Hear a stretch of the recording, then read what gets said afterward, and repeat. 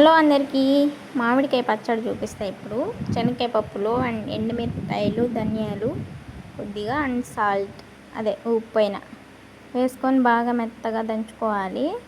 అందులో కొద్దిగా వాటర్ అయినా వేసుకొని దంచుకోవచ్చు, లేదంటే మామిడికాయ ముక్కలతో అయినా దంచుకోవచ్చు. మరి నీళ్ళు ఎక్కువ వేస్తే ముక్కలు ఎగిరిపోతాయి అన్నమాట. మరి చిన్నవి కాకుండా కొంచెం పెద్దవి కాకుండా మీడియం సైజులో దంచుకోండి. అంటే కట్ చేసుకొని దంచుకోండి బాగా మెత్తగా.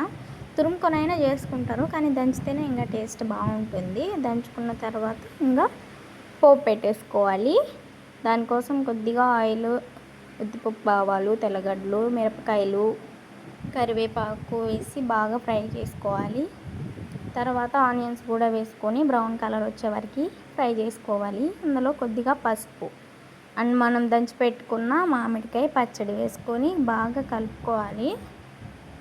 కలుపుకున్న తర్వాత ఇంకా లాస్ట్లో కొద్దిగా కొత్తిమీర వేసుకోవాలి. ఒక 5 మినిట్స్ సిమ్లో పెడితే సరిపోతుంది.